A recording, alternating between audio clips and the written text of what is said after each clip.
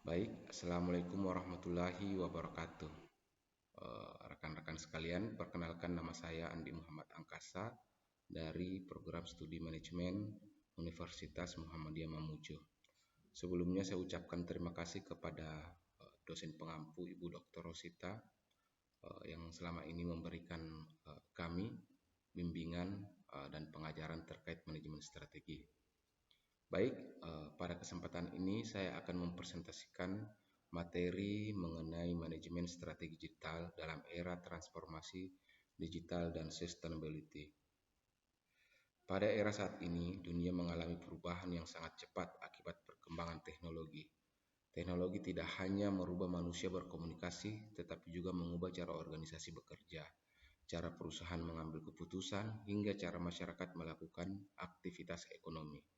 Jika dahulu perusahaan dapat bertahan dengan strategi yang relatif stabil dan dalam waktu yang panjang, saat ini situasinya sudah sangat berbeda. Organisasi dituntut untuk mampu beradaptasi secara cepat, memanfaatkan teknologi digital, serta memperhatikan aspek keberlanjutan. Adapun materi yang akan bahas meliputi beberapa poin penting, yaitu perubahan lingkungan bisnis, strategi digital dan transformasi digital, keberlanjutan, kemudian digital ekosistem dan teknologi hijau, kemudian strategi digital untuk UMKM hijau, kemudian implementasi strategi dan manajemen perubahan, kemudian green supply chain digital, dan yang terakhir sustainability matrix dan dampaknya bagi organisasi. Baik, mari kita mulai pembahasannya. Perubahan lingkungan bisnis. Perubahan lingkungan bisnis saat ini terjadi sangat cepat dan kompleks. Dahulu strategi organisasi banyak menggunakan pendekatan tradisional. Strategi tradisional biasanya didasarkan pada pengalaman, intuisi, dan analisis yang sifatnya statis. Pendekatan tersebut memang cukup efektif pada saat itu, karena memang pada saat itu perubahan lingkungan tidak terlalu cepat. Namun pada saat ini strategi tradisional memiliki berbagai keterbatasan, antara lain terlalu kaku, kemudian yang kedua lambat merespon perubahan, terkadang tidak berbasis data, keempat kurang adaptif terhadap perkembangan teknologi. Di masa lalu banyak keputusan bisnis yang diambil berdasarkan pengalaman pimpinan perusahaan. Tetapi pada era digital saat ini, keputusan harus didasarkan pada data yang tersedia secara real time. Dunia saat ini dikenal dengan istilah VUCA, yaitu volatility atau perubahan yang tepat, uncertainty atau ketidakpastian, complexity atau kompleksitas, dan ambiguity atau kondisi yang tidak jelas. Dalam situasi seperti ini, organisasi harus memiliki kemampuan adaptasi yang tinggi. Contoh yang sangat mudah kita lihat adalah perubahan industri transportasi. Pada masa lalu, masyarakat bergantung pada transportasi konvensional. Namun, dengan hadirnya platform digital seperti Gojek, Grab, Maxim, terjadi perubahan besar dalam industri transportasi. Masyarakat dapat memesan kendaraan hanya melalui smartphone. Perubahan ini menunjukkan bahwa teknologi mampu mengubah keseluruhan model bisnis. Keunggulan kompetitif saat ini bukan lagi sesuatu yang permanen. Jika perusahaan tidak dapat beradaptasi, maka perusahaan tersebut dapat kehilangan pasar, bahkan tergantikan atau bahkan hilang. Disrupsi digital. Disrupsi digital merupakan perubahan besar yang terjadi akibat penggunaan teknologi digital yang menggantikan cara lama. Kita dapat melihat contoh sederhana pada industri hiburan. Dulu masyarakat menggunakan DVD atau menonton televisi konvensional. Saat ini masyarakat lebih banyak menggunakan platform digital seperti Netflix, YouTube, atau bahkan hiburan-hiburan lainnya seperti Instagram dan lain-lain. Perubahan tersebut membuat masyarakat dapat mengakses hiburan kapan saja, di mana saja. Hal ini disebut sebagai sistem on demand. Perubahan seperti ini menunjukkan bahwa teknologi telah mengubah perilaku masyarakat secara signifikan. Perubahan perilaku konsumen. Perubahan masyarakat bukan hanya merubah cara membeli produk, tetapi juga perubahan cara berpikir. Masyarakat saat ini memiliki beberapa karakter. Pertama, lebih digital minded. Kedua, lebih mandiri dalam mengambil keputusan. Ketiga, lebih terbiasa menggunakan teknologi. Keempat, menginginkan layanan yang cepat dan instan. Konsumen saat ini tidak hanya membeli produk berdasarkan harga, mereka juga memperhatikan kualitas produk, pelayanan, transparansi, serta dampak sosial dan lingkungan. Perusahaan yang gagal memahami perubahan perilaku konsumen akan mengalami kesulitan dalam mempertahankan pelanggan. Pembahasan selanjutnya terkait transformasi digital. Baik, transformasi digital merupakan sebuah perubahan menyeluruh dalam organisasi dengan memanfaatkan teknologi digital. Transformasi digital bukan sekedar membeli komputer baru atau menggunakan aplikasi, tetapi transformasi digital juga berarti mengubah cara berpikir, cara bekerja, budaya organisasi, dan model bisnis. Dalam manajemen strategi modern terdapat beberapa tahapan. Pertama adalah melakukan analisis lingkungan secara berkelanjutan. Kemudian yang kedua adalah menciptakan visi yang adaptif. Ketiga adalah menentukan tujuan yang fleksibel. Keempat adalah menyusun strategi yang terintegrasi. Kemudian selanjutnya adalah implementasi secara agil. Keenam adalah evaluasi berbasis data. Ketujuh adalah pembelajaran dan pembaruan strategi secara berkelanjutan. Organisasi saat ini harus terus belajar karena memang perubahan dapat terjadi kapan saja dan di mana saja. Strategi digital. Strategi digital merupakan pemanfaatan teknologi digital jangka panjang untuk menciptakan nilai dan meningkatkan daya saing. Tujuan strategi digital antara lain meningkatkan efisiensi operasional, meningkatkan pengalaman pelanggan, menciptakan inovasi, dan juga mentransformasi model bisnis. Namun strategi digital juga memiliki keterbatasan.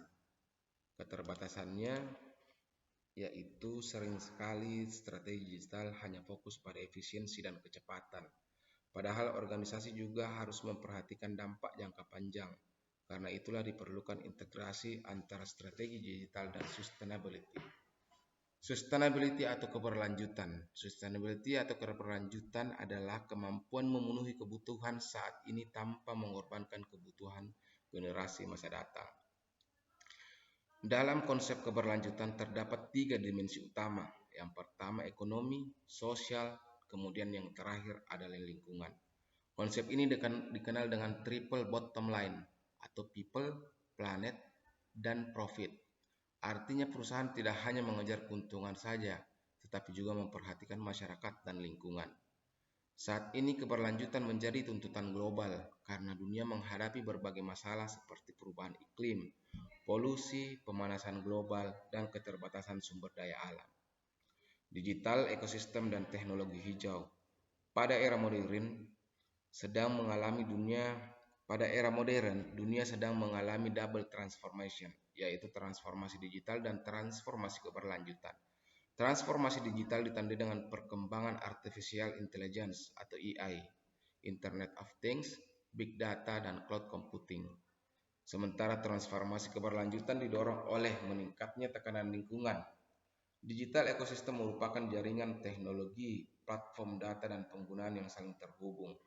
Dalam digital ekosistem, perusahaan tidak lagi hanya berfungsi sebagai produsen, tetapi perusahaan menjadi penghubung berbagai pihak untuk menciptakan nilai bersama. Selanjutnya tentang strategi digital untuk UMKM. UMKM memiliki peran penting dalam perekonomian Indonesia.